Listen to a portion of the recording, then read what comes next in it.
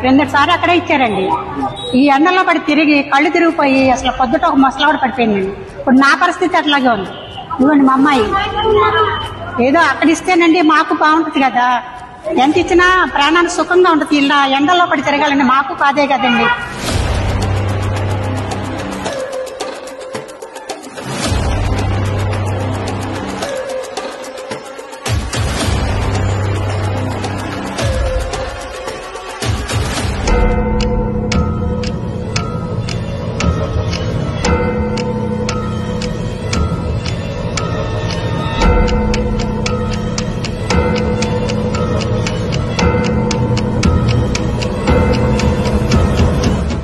Powerful people make places powerful.